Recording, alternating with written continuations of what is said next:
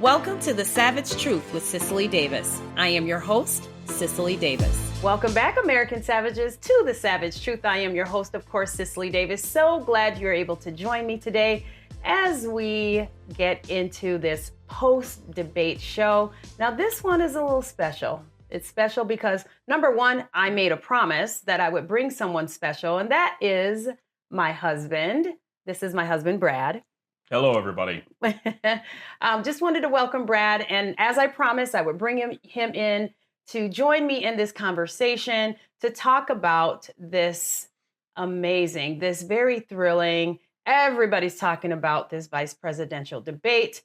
But, you know, everyone has someone special that they speak to on personal things. I have a group of people that I speak politics with, but that person that really knows me the best is my husband. But I thought I'd bring you all in with us as we discuss the debate together. I really want to share my perspective. I'm interested in your comments afterwards. But before we do that, you know my ask. Please like, share, subscribe, and leave a positive review on Apple Podcasts, Spotify, and YouTube.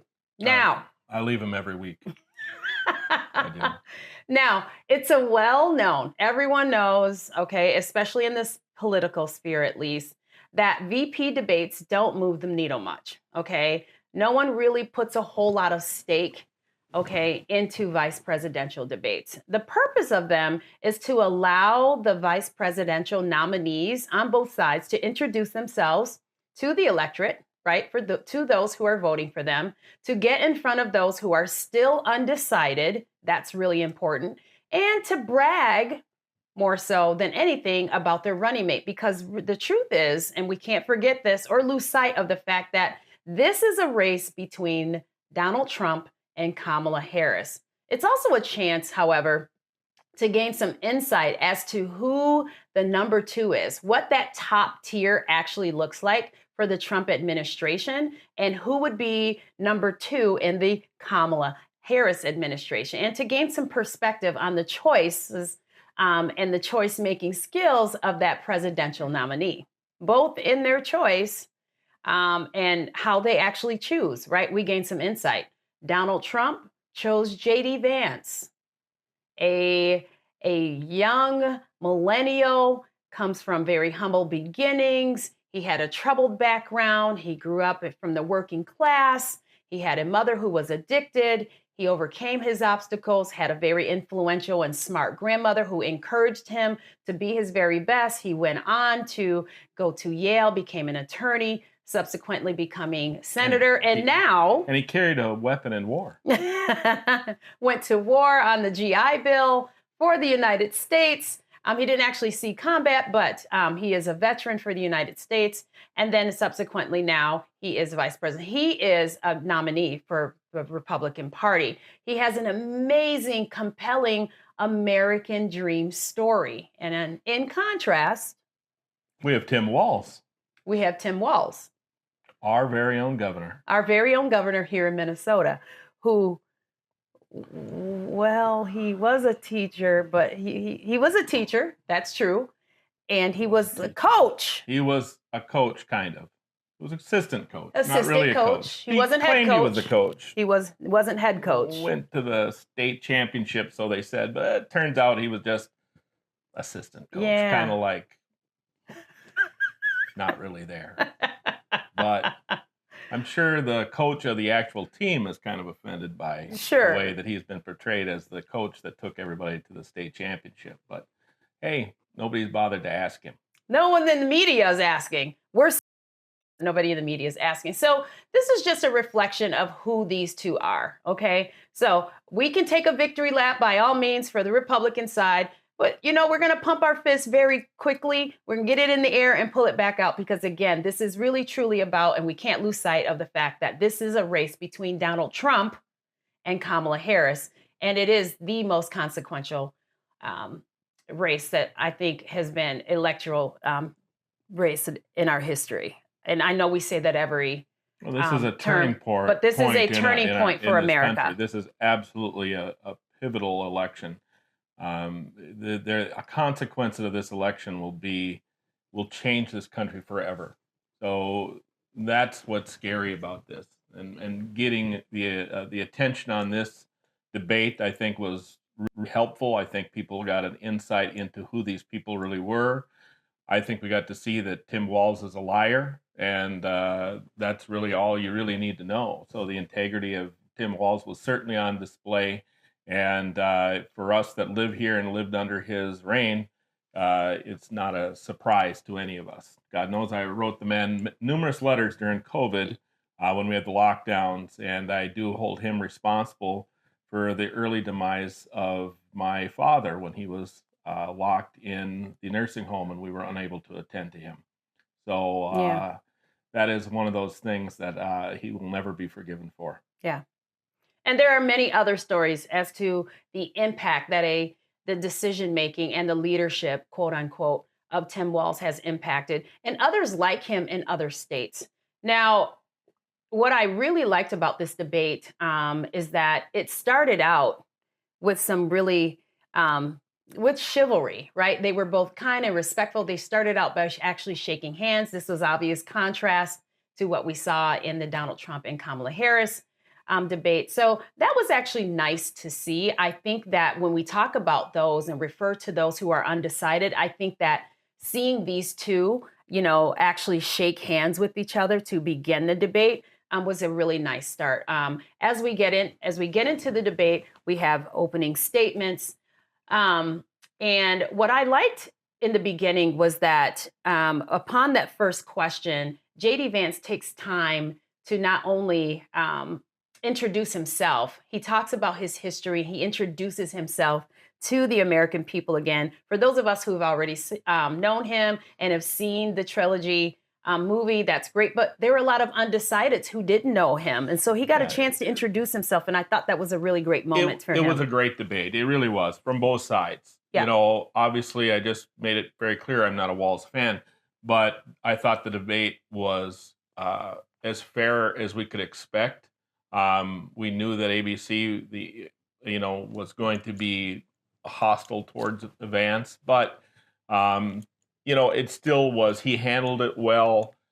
It was informative. I think that it was great for people on both sides. And I do think if you were in the middle and you're undecided, I think that you could look at this debate and go, okay, this helps me make a better decision, a more informed decision on who I should vote for. And I think that played well to Vance, more so than Tim Walz. I don't think he necessarily gained anybody over to his side in this, but I do think that Vance certainly has people that were on the fence, maybe leaning a little bit over, and that's enough for now. That's enough for now. And I think that when he tells his story, he introduces himself to the electorate. He reintroduces himself to those of us who already knew him, and he brings up Hurricane Helene.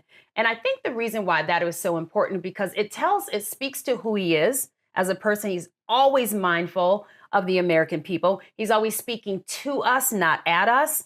And because Hurricane Helene is a crisis, it's an emergency, it immediately put me in the mindset of thinking about how J.D. Vance spoke to Hurricane Helene and to the people who are suffering under those emergency circumstances. And again, our hearts go out to them and I hope they get help. But it also made me think about being a Minnesotan, how Tim Walz, in contrast, reacted in the time of emergency in 2020 here in Minnesota and how that impacted the rest of the country. So again, even though the unfortunate death of the death of George Floyd was not brought up, it instantly put me in the mindset of contrast of how Tim Walz, we have on record how Tim Walz actually reacts in emergencies.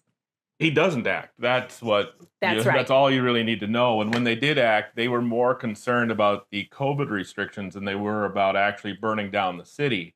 There are videos that you can easily find on YouTube that will demonstrate people literally on their front porches during the lockdowns.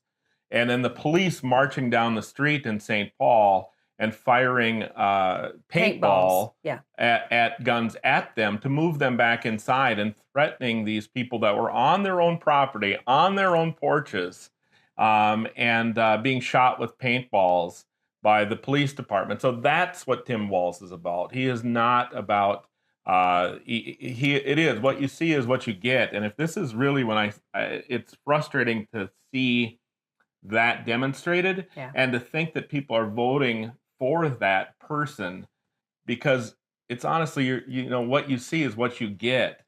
Yeah. But if you look behind the scenes, not the story that he's telling, but the actual truth, and that's what he has a hard time with.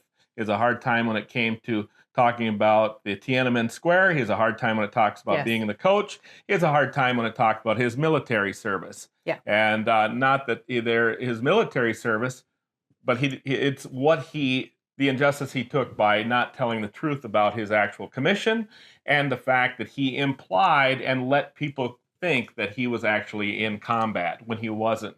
So that's the disservice that he did to his own service. Nobody else did that. Not Republicans, not anybody else. That was Tim Walz did a disservice to his own military service. And I think what's really important about that is that we're gaining some insight as to who Tim Walz will be after if he were to unfortunately gain the election. He'll be Elmer Fudd. That's who he'll be. Savage truth is he'll be Elmer Fudd. There you go. Savage truth. He's going to be Elmer Fudd. Hunting wabbits. Wasco, you wabbits. But the truth is that we have some insight. And I like what you said there, Brad. That's really important, is that this wasn't done by anybody else. This was done by Tim Walz. And so if we ever want to go back and understand or know, all we have to do is just play back what these two have actually said out of their own mouths, which is what I've been saying so many others have said.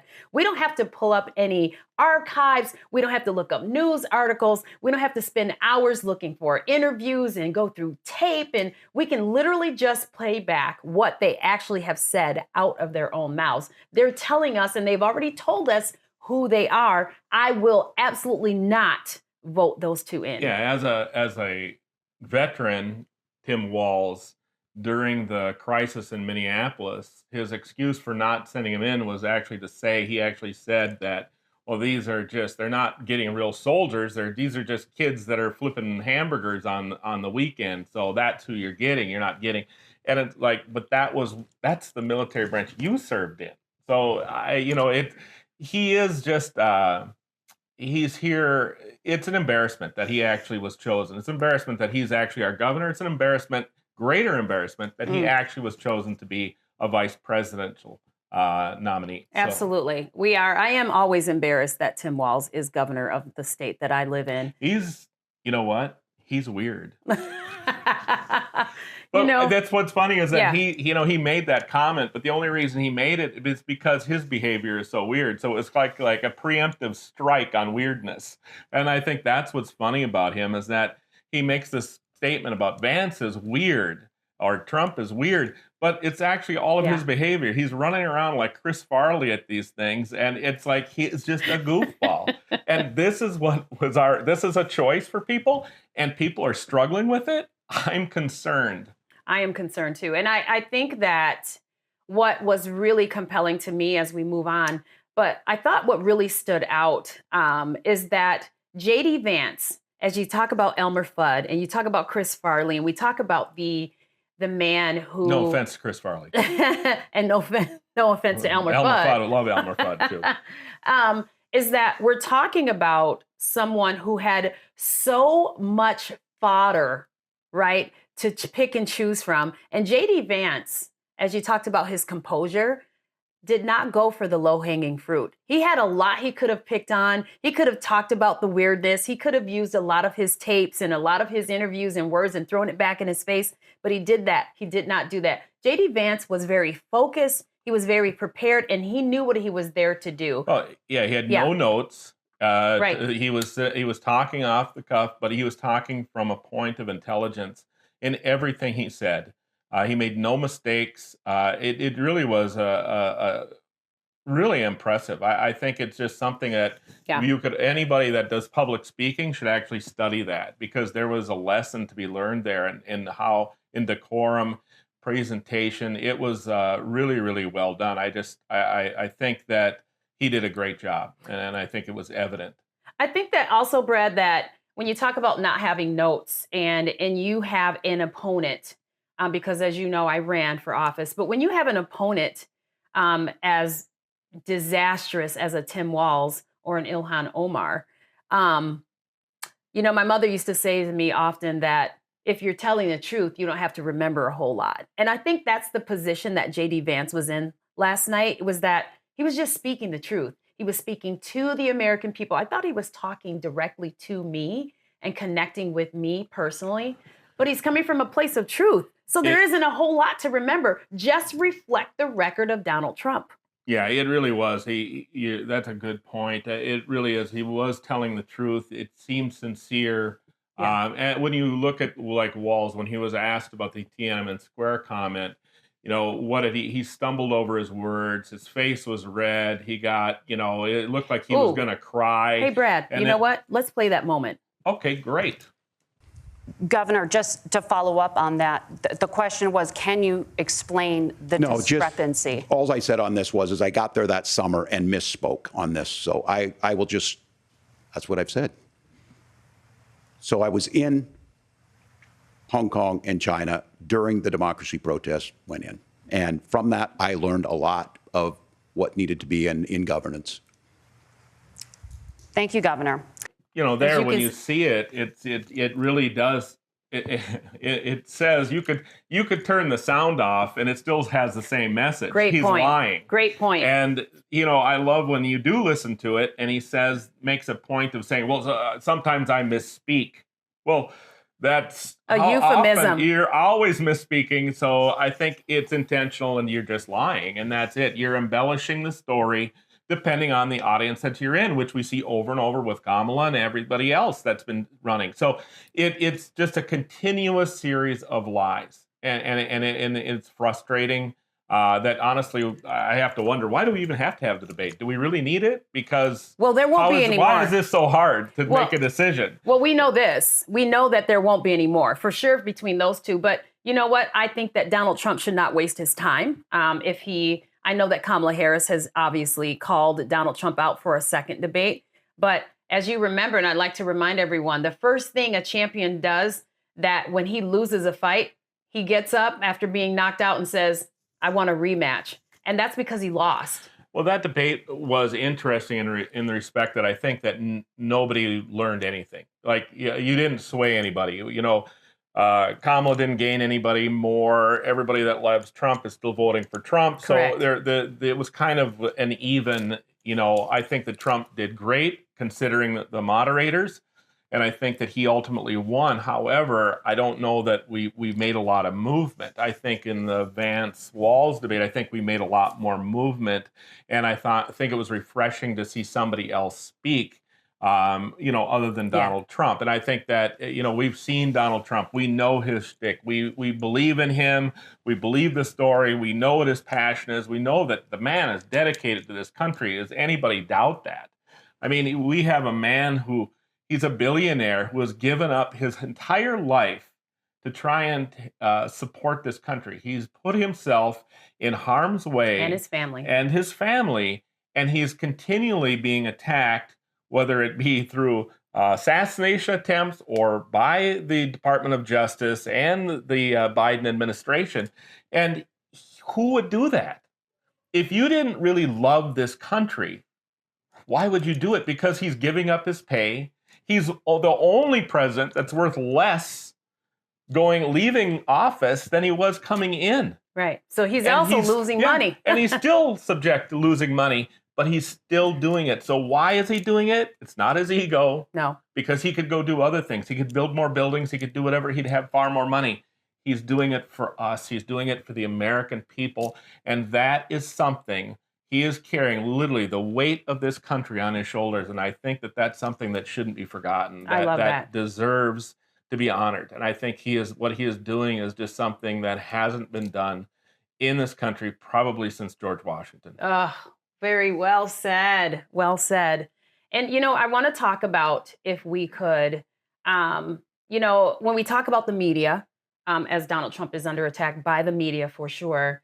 No one expected CBS to show up and be objective, right? We saw that Donald Trump actually debated 3 people in his debate. but they didn't even try to fake improvement. There was a rule that there was supposed to be no fact checking. And what J.D. Vance did was he fact checked the fact checking, or he ran ahead of them knowing that they were trying to. And he got ahead of that and he gave the facts. And so he didn't lose his composure. He simply answered to it. Here's another moment when J.D. Vance reminds the American people of who has been in office for the last 3.5 years in reference to Iran's vicinity to a nuclear weapon, because they're closer now than they've ever been. Let's watch that. Would you support or oppose a preemptive strike by Israel on Iran? You have 2 minutes. So, Margaret, I want to answer the question. First of all, thanks, Governor. Thanks to CBS for hosting the debate. And thanks, most importantly, to the American people who are watching this evening and caring enough about this country to pay attention to this vice presidential debate.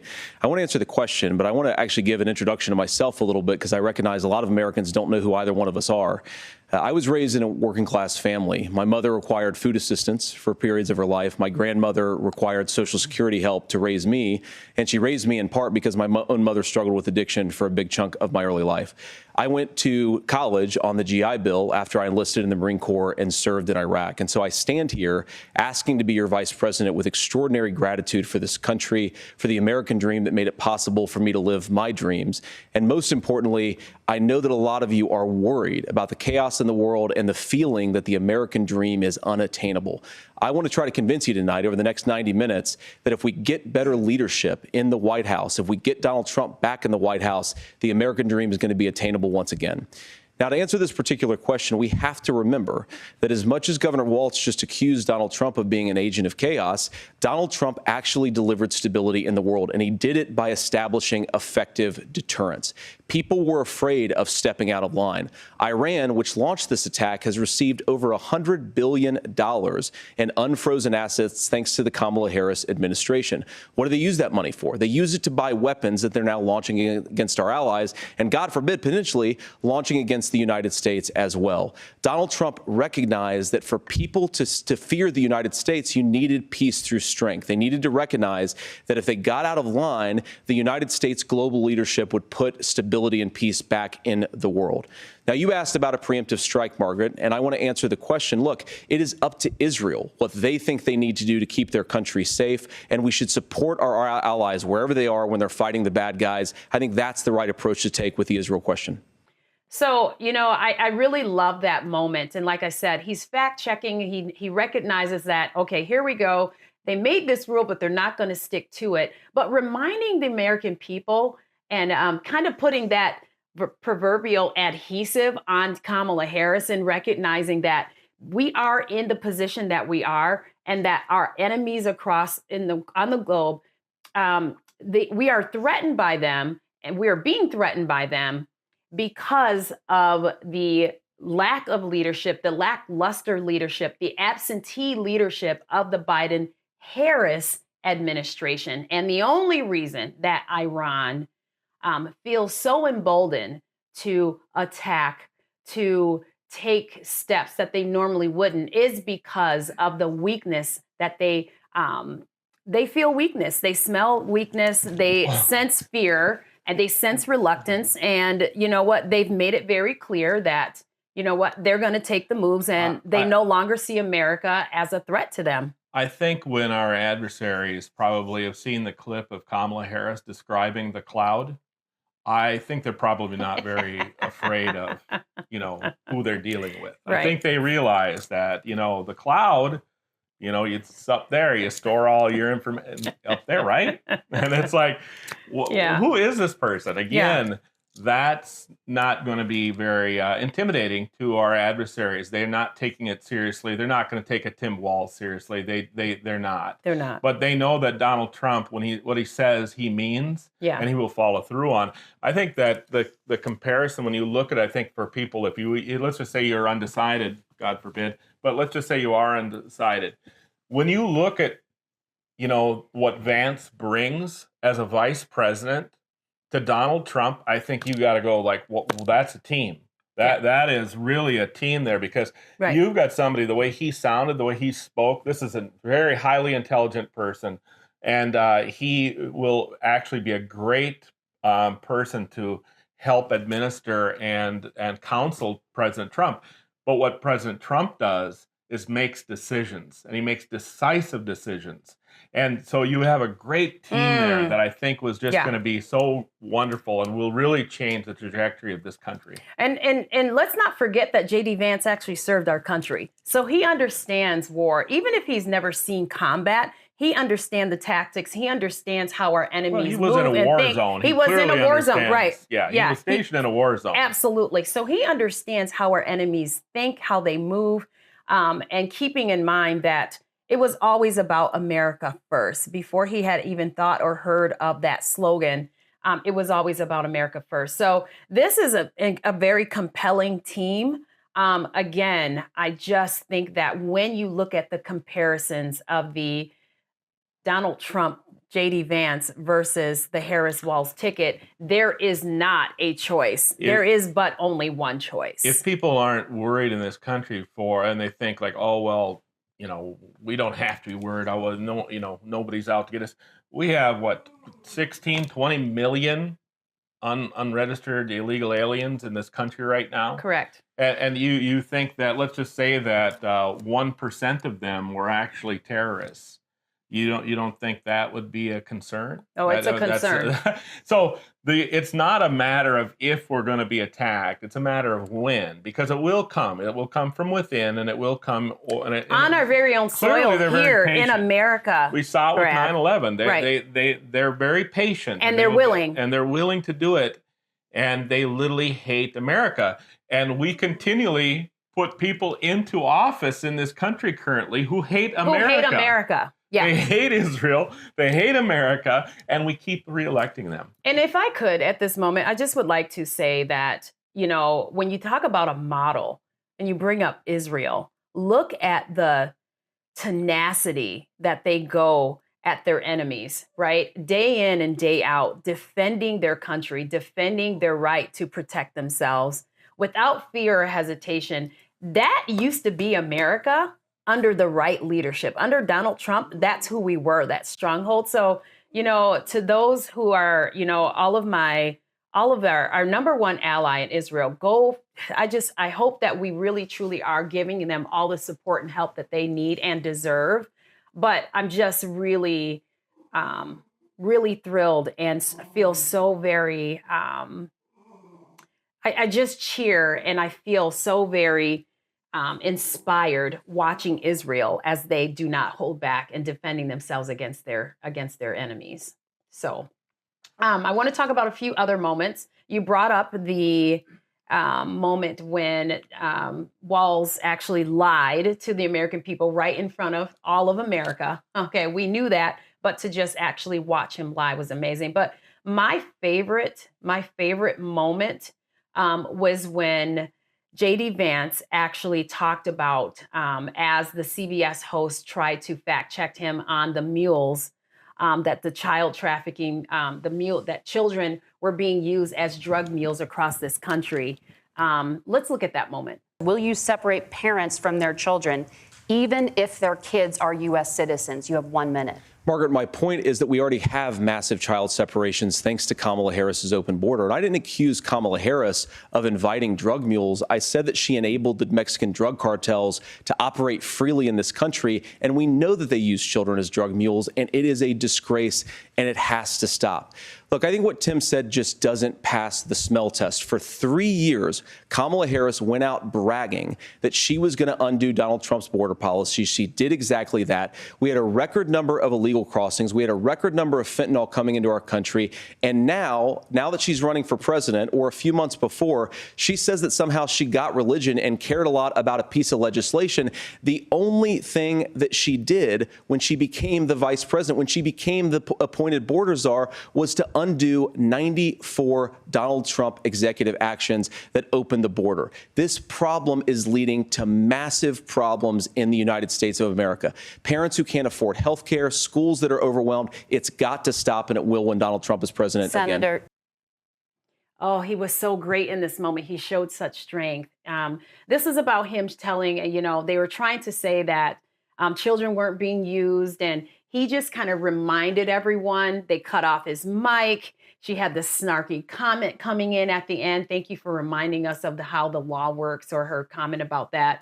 But He was just stating the facts and reminding the American people and the undecideds, okay, for those who may be not informed, that it was Kamala Harris as the border czar who did absolutely nothing, but she bragged about canceling 95 executive orders as put in by Donald Trump, right, to keep our country safe. She bragged about canceling those orders, was deemed the border czar, did absolutely nothing. And only after she had a supposed, now that she has a promotion, all of a sudden, she actually wants the border to be closed, supposedly. She actually wants the wall, running a copycat campaign. Yeah, now in the last 2 weeks, she's sent out more tweets that actually mention the border than she did in the 3.5 years that she's been vice president and the border czar. Let's not forget that when she went to the border without a mic. Oh yeah, they didn't mic her, nor did they mic any of the border patrol because they were afraid of what everybody would say.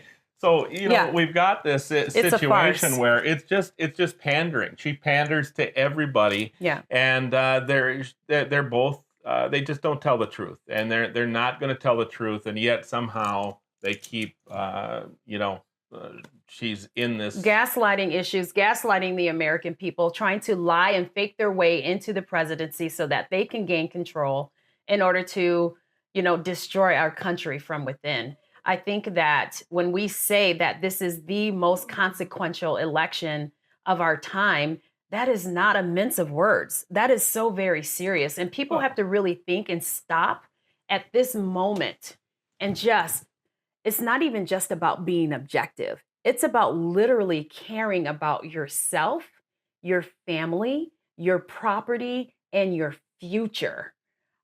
Because what we saw last night was just a snippet, just a tiny little bit of what and who they actually are and where we're headed. And, even last night, Tim Walz tried to include the little piece about the fact that, no one's coming after your guns. They're both, he's a gun owner, which I believe he is. But your running mate. He's also said that, and he made a comment, too, that made sure that we knew that Kamala now is a gun owner, too. Which I think would have been interesting if somebody would have asked her when she said that she was a gun owner, exactly what kind of gun she had. Is that I'm sorry, Kamala, is that a revolver or is that a semi-automatic? And then what brand, what model, what caliber is that? Ask her some questions about that and watch that she couldn't answer any of them. But now we're to believe that she is a pro-gun, even though she said that she wants to take your guns away, but now she's pro-gun and she's going to shoot somebody that comes into her house. She's not going to shoot somebody that comes into her house in Minnesota because under Tim Walz, you're going to be held responsible for that death. So she better not be shooting them in Minnesota. So let's look at how Minnesota is run. And he kept bringing up Minnesota. Another thing that I'm going to go ahead. We're getting towards the end, but I just want to bring up one thing. They're always bringing up the abortion. It's the one thing that the Democrats are, your body, your choice. That is what they keep talking about. And then they bring up these horror stories about the rapes and the incest. God forbid that, a woman, there's incest and she can't have her abortion. What do we do then? And I was thinking since that rapes account for about 1%. I think in 2023 there was about 1 million abortions in 2023. So let's just say it's 1% for the sake of math. The incest abortion is about 0.5%, if it's that. Yeah, and so that means that of the million, we've got about 5,000 that would belong to incest. We've got 10,000 that would belong for rape. So let's just say we give them those. Let's just say, there you go. So now, but you can't have the others. Now we just, look all the lives we saved. There's only 15,000 abortions now. And, maybe we could do this one thing that's called, self-responsibility. Like we could actually hold ourselves accountable, because I'm still confused on why there are so many abortions. Like it's just become like this is the alternative to birth control. They don't have that. We're just going to have abortions because it's just so easy. They're plentiful. You can get it anywhere. You can run over to the corner drugstore, get one, and it's over and done. And it's become there's no responsibility. And I thought, God, if only there was like some rule book that we could look at where there was like maybe, I don't know, 9, maybe even 10 rules. If there was just did anybody think of anything that would have 10 rules that we could follow as citizens that would help like us? Written in stone, too. Yeah, something. Yeah, exactly. Written something, in stone. If anything was out there like that. Right. I'd be all for it. I would be for it. I'd be all for it. Oh my gosh, I love it. So, I thank you for that. I appreciate that. There was a moment where as Tim Walz began to feel a little bit more confident, he started shaking his head and he was kind of nodding. He would even make the comment that, J.D. Vance and I are not that far away on this issue. And I started thinking about that after the debate was over. And I said, I thought he was playing, being a little strategic, but I realized, think about this, Brad, and for you listeners and viewers, what Tim Walz was actually doing inadvertently was creating a permission structure for Democrats to vote for Donald Trump and J.D. Vance. Absolutely. What do you think about that? I agree with you. You know what I mean? I think he was very. I think he's a smart man. I think he's very strategic in his thinking, and I think he understood that that their differences. It was nice to see. I think everybody enjoyed the fact that actually they did get along. Yeah. And I think that made the debate a little bit more tolerable to listen to. I thought it was informative for everybody. I thought you got to see who really they were because they weren't necessarily completely defending each other. But I do believe he started very early giving that permission slip for people that were on the fence to say, "Oh, you know what? Look, they're not that, and look, he is the better choice." Well, and so we'll see. I think that Tim Walz in that moment was showing that he has an ounce of intelligence there, but recognizing that he was just so very defeated. I think that as we wrap this up, is that I like to think about what the Harris administration was thinking after that debate was over, that we can't allow this guy to speak in public ever again because not only is Harris bad, but this guy isn't good at selling Harris. That's what you're supposed to do. You're supposed to help me. And he just hurt her even further. I think it's hilarious that we have people that are actually pro Kamala and they don't realize, like, she's not supposed to be there. She's not actually supposed to be running for president. She didn't actually earn the position. They literally staged a coup on the sitting president of the United States. Correct. What don't you understand about that? Because they didn't take him out because he wasn't capable, supposedly. So why did they take him out? Why did they remove him? Well, they removed him simply because he couldn't win. That's it. And that is the only reason they took him out. They staged the coup and she stole that position. What I like to remind people is that when Kamala Harris was a Democratic nominee for president, they disliked her so much. She didn't even get 2% of the, they hated her. Her approval rating as vice president was terrible. Now, the second Joe Biden dropped out, right? Or was actually booted out. All of a sudden, 5 minutes later, she's the greatest thing. What happened? Nothing changed. Yeah. Nothing changed. This is a farce. This is a farce of a campaign. They lied to us for 3.5 years with Biden. Right. They stage a coup and they stick her in. Right.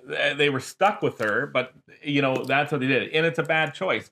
But what's scary is that there are Americans out there, your neighbors, right, family, that are actually considering voting for somebody that has stolen. There is a staged plan to steal that election away from Joe Biden so that he couldn't lose it. It was that's all there was to it. And now we sit here and we look at this and you have somebody who is not intelligent. Kamala Harris That's the savage truth of the episode. Yeah, okay, there you go. There you go. Savage truth is Kamala Harris is not an intelligent person. She's not intelligent. Not smart. She's not smart. She's not savvy, right? She has no ability. She hasn't had a real job. She hasn't made any real decisions. She's running a copycat campaign. That's another savage truth. Yeah, she's stolen ideas from Trump. She piggybacks on anything she can. That she panders to every audience. I mean, she could change her voice like nobody's business. She can speak Creole, I believe. She can speak Japanese. She can speak Chinese. She can speak, Hispanic. She's got whatever. You just tell her what you want. She's going to deliver on it. So, that's what you want for president. I'm scared. Yeah. So thank you so much, everyone, for joining us. Brad, this was fun. It goes by really quickly, doesn't it? No, I had a great time. Thank you for inviting me. I feel honored to be your first guest. Wait a minute. I wasn't her first guest, so now I'm a little offended. Ooh, number 2. But now you're number 1 in my life. You're number 1 in my life. Thank you. Thank you so much, everyone. And my ask is always the same. Please like, share, subscribe, and leave a positive review on Apple Podcasts, Spotify, and YouTube. Get out and vote. Early voting is now. Early voting is now, folks. We can win this. We can save our country. We can get it back. And remember, as always, what do we say, Brad? Put the pistols on it. What do we say? I don't know what we say. As always, be bold, be strong, be faithful, be true, everybody. Till next time. Thank you. I'm Cicely. I'm Brad. This is a production of Front Page Magazine and the David Horowitz Freedom Center. Reproduction of this podcast without express written consent is prohibited.